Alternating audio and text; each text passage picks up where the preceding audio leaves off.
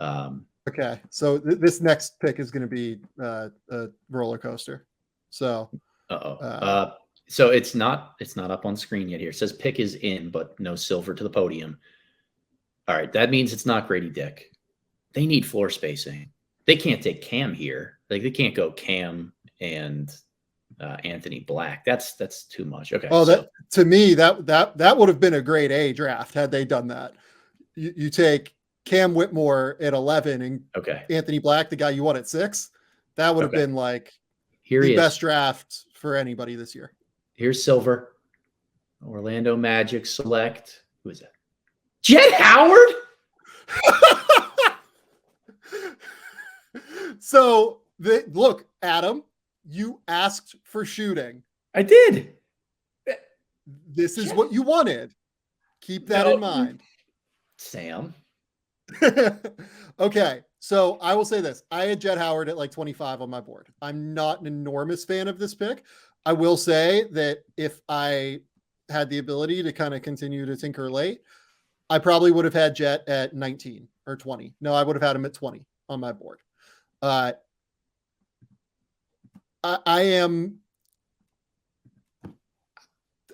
This is not the pick I would have made. I would have picked Grady Dick if you wanted this skill set. But I understand getting a shooter who can run off of movement and play off of fun zoom actions. It's an interesting fit with Anthony Black because of Anthony Black's defensive ability. It's a good fit. Let me say that. This is a good fit. Yes. 11 is rich. It's very rich. I had him 23, I think, on my final. Let me check what I had him. Somewhere in that like mid-20s range. 22, where I had Jett Howard. So, and let me be clear too.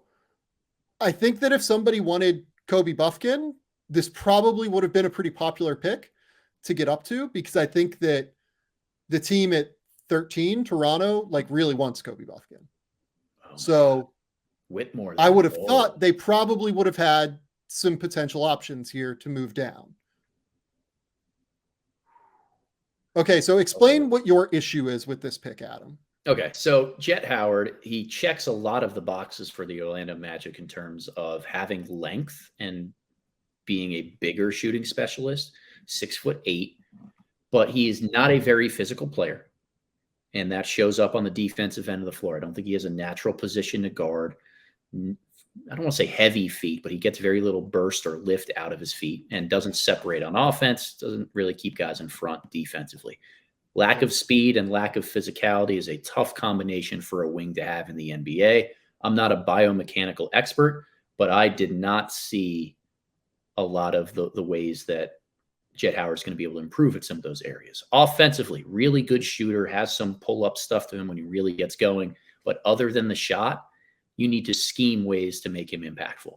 Decent playmaker when he knows exactly what the read of the defense is going to be, and he needs to come to his right hand with a little bit of a runway pre-catch to get separation from his man. He's not a standstill separator in any type of regard.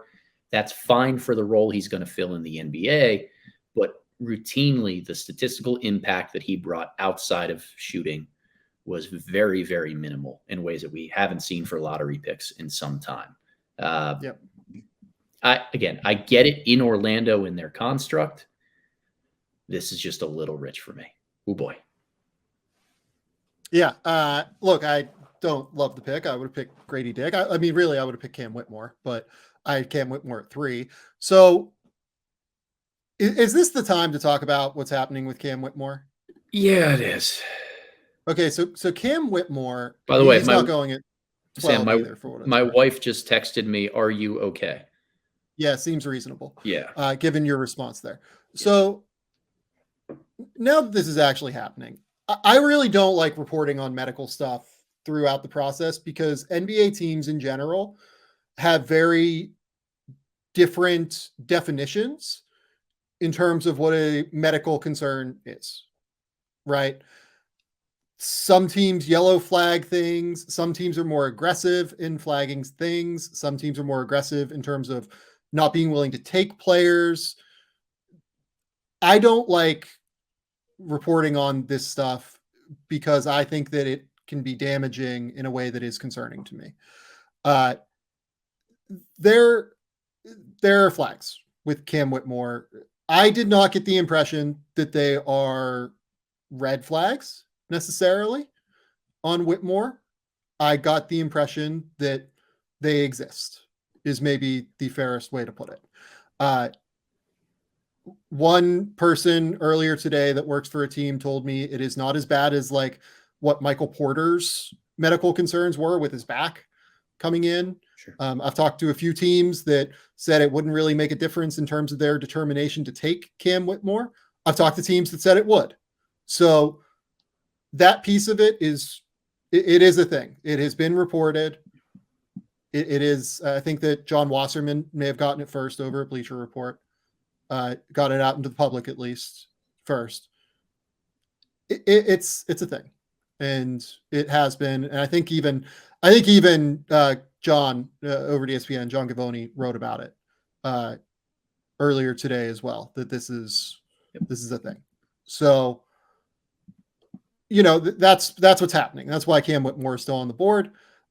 I still would have him. If I had known about the medical last week, I still would have had him at probably 5 or 6, given the information I have. But I'm also higher on Cam Whitmore than most people. Yeah. So yeah, and I had him. At and by the way, to be clear, I had Michael Porter at 5 or 6 in that class as well. So I think I just might be a little bit more aggressive on this stuff than many NBA teams are. Yeah, I had Whitmore at 6, and that's notwithstanding any of the injury stuff. Wasn't really part of my evaluation. I released my final board a week ago, so it didn't really go back and tinker with that. Cam he's an upside play, and he's always been an upside play. The actualized version of Cam Whitmore is something we haven't seen yet. He's 18. He's super young, and he's young in terms of basketball experience. He missed time a lot in high school. COVID shortened some things. Injuries, I think freshman or sophomore year, really shortened some things. He actually missed a month and a half his senior year because he twisted his ankle playing against those guys right behind me, Boys Latin Lakers. Sorry about that, Cam. He's young. He missed time in training camp this year with a thumb injury, I believe, and that's a really, for a freshman, the first practices in the month and a half of the season is a really important time, particularly to get up to speed on the defensive end. He's still young in a lot of regards. But I keep going back to this idea of, can you develop feel?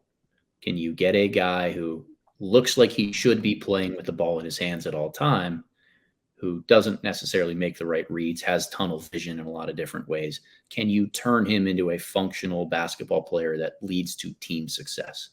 I don't have a great answer for that question. I just know the raw tools that he brings to the table are very, very tantalizing. And a guy whose upside is so built on those physical tools, if there are medical concerns, I get why there's a slide. I get it. So here's the other thing here. I kind of been talking about this with teams throughout the week in terms of why I would still have Cam just like exceptionally high on my board. Again, like I'd have him top 6 or so. If you look back through history, look at the number of players that are Anthony Edwards level athletes, which Cam Whitmore is. I think we're in agreement on that, right? Like he's probably not as flexible as Anthony Edwards is, but in terms of explosiveness, power, everything like that. How many of those guys have failed? Yeah, I don't know. Like you can't really find one as long as they have like the power in addition to the explosiveness. Like Keon Johnson has the explosiveness, but he's like 175 pounds when he got drafted, right? He's smaller too. Yeah. Yeah, and he's smaller. Like Josh Jackson is one name that like wasn't quite as good of an athlete as Cam is, but maybe I'd be willing to hear that out. You just can't really find guys that are this athletic that fail at the NBA level.